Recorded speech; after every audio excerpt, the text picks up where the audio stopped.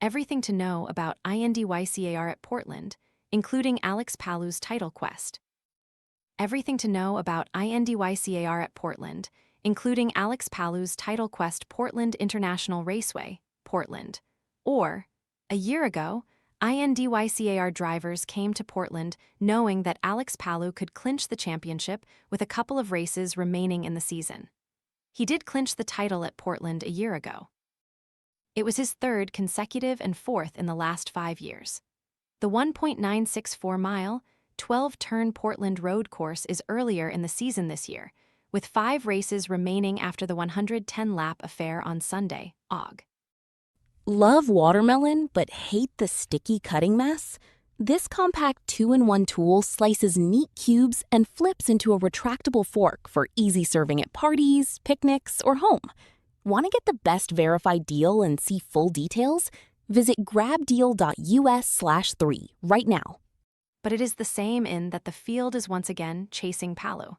Here's everything you need to know about this quest. Will Power get back into winner's circle again at Portland this weekend? This weekend at Portland is a known commodity to the teams, as they have raced on the permanent road course for the last 7 years. But the next 2 weekends are not as familiar. A new circuit in the Toronto suburb of Markham replaces the race at the Toronto Exhibition Centre.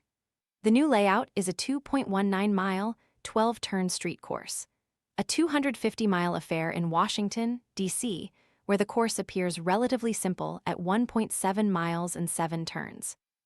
But 250 miles will be the longest street course race since the series raced in the 1980s on the Cleveland Airport.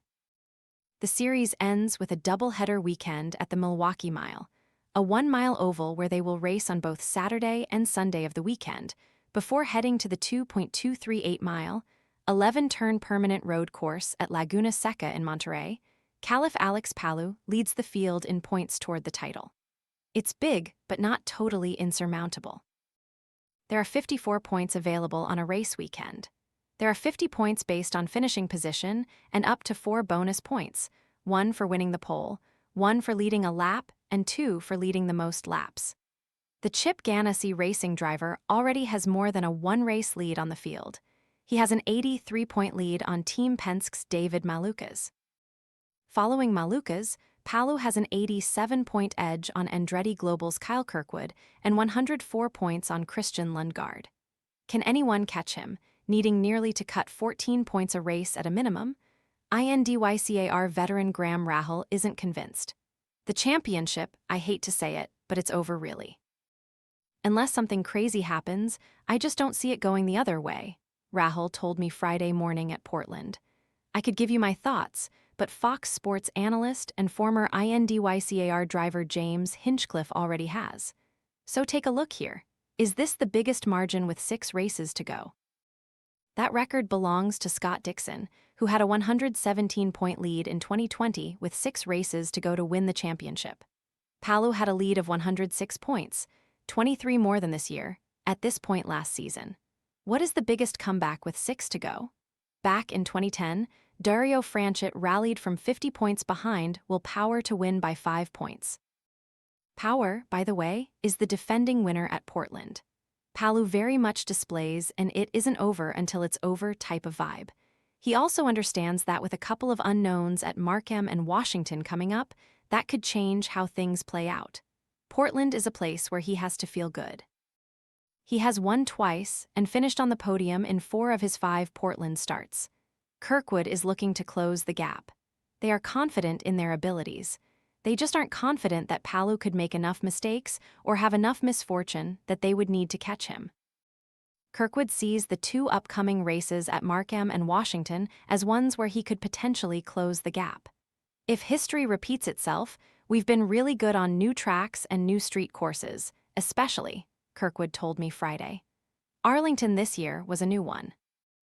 When we rolled out at Detroit a couple years back, we were definitely the cars to beat there. So if that stays true, we have a really, really good opportunity at both Markham and DC to claw back some of the points deficit that we've had. But we've got to tie together strong runs, all the races. If we can do all of it, we'll have a chance at a championship. Does Palou think that the 2 races after Portland make him vulnerable? Palou, as mentioned earlier, never takes anything for granted. I don't know, Palou told me Friday. We never know, especially being a street track. Hopefully that doesn't give them a chance to be any more competitive. We know it's going to be tough in terms of what are we doing on strategy, on setup, on how much can I push. It's going to be an adventure. How does Malukas focus on the championship versus winning his first? Malukas doesn't have an INDYCAR win, so he is somewhat just trying to win as well as remain in the championship battle. There is still somewhat of a championship battle that we really want to focus on, and that's kind of our main objective, Malukas told me and other reporters. But if the opportunity arises, we'll go forward and try to get that first win. How is Malukas after Nashville crash? Has Malukas recovered from his bruised right knee? Malukas bruised his right knee in a crash at Nashville 3 weeks ago, but he said he is fine. I'm pretty much back to 100%. I have full range of motion and was able to get back to the gym. What is painful is that Malukas will have a 6-spot grid penalty at Portland for exceeding the engine limits this year. He had a grid penalty at Nashville and then ruined another engine in the crash. It makes it tough considering obviously the championship battle, Malukas said. This track is very qualifying important. We want to make sure we can qualify as good as possible considering the penalty on top of it. What are the keys at Portland? The key at Portland is like many other tracks, have a good handling car and don't make mistakes. That's exactly why it fits into Palou's wheelhouse. And he was one of the few drivers who has actually tested at Portland. We were not the fastest, but I just love this track.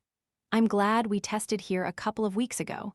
It allowed us to find some areas where we were missing last year.